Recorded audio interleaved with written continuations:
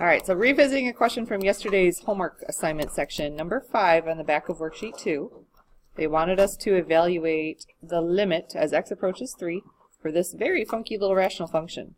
And at first glance, we all were thinking like, oh, well, let's just plug in a 3. So when we plugged in a 3, we were like, oh, it's not too bad because it ends up being 9 over 2 plus 0. So we were like, 9 halves, move on. But let's graph this because if I look at the graph of this, I realize I made a bit of a mistake. So in your y equals screen, of course we're in function notation right now, so be in function mode. Put that whole denominator in parentheses. That's not it. All right, what was it? X squared. So your whole denominator in a grouping of 2 plus the square root of x minus 3. So remember, even radicals, like square roots and fourth roots and whatnot, oops, I should get out of there before I close.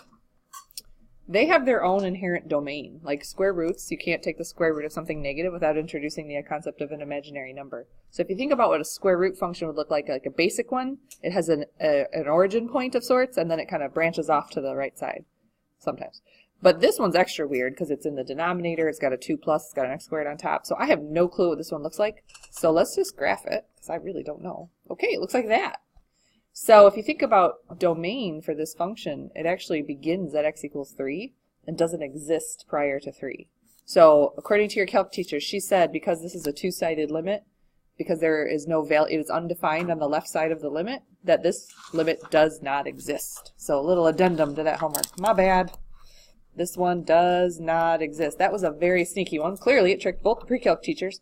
So I wouldn't put one like that on your test. But when you hit limits next year in calculus, if it's a two-sided limit like this, it has to be approaching the same value from both sides of the limit. So if there's no such value, meaning it doesn't exist, the limit doesn't exist.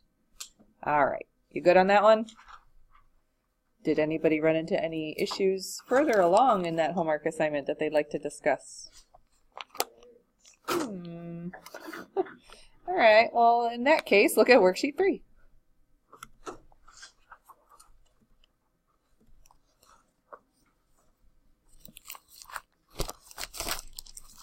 Okay, I need to hear from you guys a plan of attack, because these are like the questions that you're going to see on that middle part of your final exam next week, where there's not really any instruction, it just says evaluate the limit, and you have to have some tools for how to do that. So remember, real quick synopsis of what we've done. You can graph them, and you could trace along the graph. You could use your table and plug in numbers that are close to that limit value, on both sides of it though, if it's two-sided. You could use an algebraic technique, which often just includes directly substituting in the value. So your plan of attack is kind of personal. It's your preference. Some of us are more algebraic, some of us are more like prone to graphing things. I don't care, but I'm going to call on you. But I'm going to point at you because I don't want the internet to know your name. That'd be rude. Unless you want, like, author's rights to this question. So, number 7. Is that the first question on here? Plan of attack. What do you want to do? You want to graph it? All right. We can. We can just directly substitute. It's a polynomial. So, let's just figure out what happens when x equals exactly 2. So 4 times 2 to the 3rd power, let's see, that'd be 4 times 8. So what'd you get? 32 is right. All right. Number 8. See my method here? I'm going to really switch it up though. All right. Algebraically plug it in, direct substitution. I like it. So 2 times 3 squared plus 1. Let's see. 18 plus 1, better known as 19. All right, I'm really going to mess with you though. I'm going to go. All right, what do you think about this limit as x approaches 0? Okay, what do you want me to do? Plug in 0, direct substitution again, which I know rationals kind of make us nervous, but 0 is not an excluded value of this rational, so it works out great. So 0 plus 1 is 1, 0 squared plus 1 is 1. Your answer, my dear, is 1. Very good. Number 10. Same old, huh? All right. Did the directions say just plug it in, or we just, okay. Oh, it says use a table to find the indicated limits. Doesn't that seem like overkill? Especially when you know you can just directly substitute. Yeah, I'm with you. All right, so directly substituting in a 0. 0 is not an excluded value here, so we're allowed to do that. 2 minus 0 over 0 squared plus 4, better known as 1/2. Very good. 0.5 for us engineers over there. All right, the next few are already graphed for you. So if you are prone to graphing, then you're going to be in happy lane because they're already graphed. So there are some not homework questions. There are some questions on your final exam that are just like this, where the graph is already there and you need to figure out what's going on in the limit. The horizontal asymptote is at 0, yeah. But that's for an infinite limit. So if it's not approaching infinity or negative infinity, we don't use the end behavior rules. Were you looking at like number 10 or something? Is that what you're trying to think about? Yeah. Okay, you're good. Well, in that case, do number 17. So on this graph, as the mystery function, as it approaches x equals 2, what limit value is it approaching? 3. Very good. She remembers that limits are the y values, the heights that they're approaching. Number 18. The limit as your mystery function approaches x equals 4. It is negative 3. I know, they're so, like, it feels like you're doing them wrong. All right, next one. 19. It's kind of an unusual looking graph. Clearly it's a piecewise function, but I don't really care what the function is, but I'm going to ask to help me evaluate the limit as x approaches 2. Good. They were trying to trick you because the actual function itself evaluated at x equals 2 is 2, but the limit as it approaches that value on either side is approaching a height of 4. Very good. Very, very good. All right, number 20. I'm going over to the other side of the room. As x approaches 2, what are you thinking?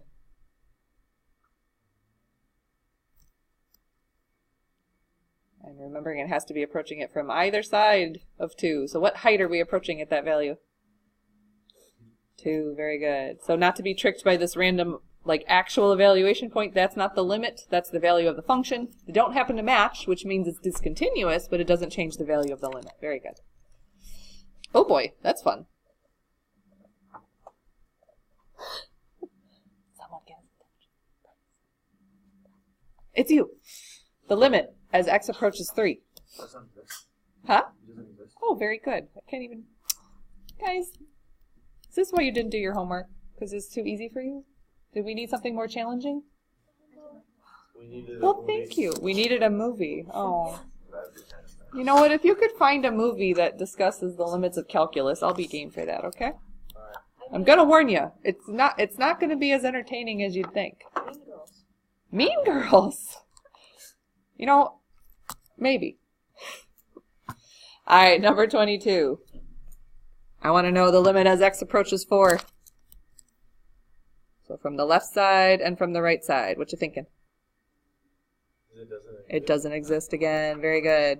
Because there's this break and the heights are different on either side of 4, the limit does not exist for a two-sided limit. However, if they got fancy and they gave me a one-sided limit, we could talk. All right, the next few problems are... Do they have any infinite ones coming up? Darn it. All right, well, that's okay. We can buzz through these real fast. Did I miss anybody? All right, round 2. Same order. Do you remember the order? No. What you want to do, dear? We have to evaluate this function. Function happens to be a really boring polynomial. Oh, I refuse. I refuse to use a graph because is that the most efficient way? No, child, it's not efficient. What would be super efficient? Just plug in a 4. So that would be 3 times 4 plus 1, 13. What'd you do? You probably plugged in a -1. But you used the word substitute because you're fancy. She directly substituted -1 and got -3. Very good. These are boring. Move on. I don't know. Sine at pi over 2. What? We know this, guys. Think about unit circle. Pi over 2 would be up here. What's the ordered pair up here at the unit circle? 0, 1. And which one is the sign? The 1. So the answer to this is 1. You got that. All right. Piecewise is always a good time. Can we talk about 37? This is a piecewise function. They want to know what happens as x approaches 1. Now, back in the piecewise chapter where we had to evaluate piecewise, this wasn't a limit question. It was just what happens when x equals 1. So back in the day, you would only evaluate x equals 1 at this top function here. And you'd plug in a 1, and you get 3 times 1, which is 3. But because I want a limit, you have to approach 1 from both sides of the piecewise function because we have to determine if there's a jump or a break. So going to your other side of the piecewise function, if you were to plug in a 1 there, you get a dos. 3 does not match dos. So the limit does not exist. Very good. Huh? My English? One of those hybrid learners? I speak like 4 Spanish words. Dos is one of them. I'm so bad at languages. Don't tell my German teacher. Oy. All right, on the back, we need to talk about some infinite limits. Does anybody spot any infinite limits on here? I don't see any. Darn it. That's fine. No, I want to do an infinite limit. No. Did we do all of them yesterday when I did your homework with you? I don't know. I give up. Huh? Make one up? That doesn't sound fun at all. How about this? How about you guys all turn in your review packet? The big guy. You know that guy? I haven't been acquainted with this. Okay, the big guy, yep. Go find the limit questions. And I would like you to attempt at least some of them.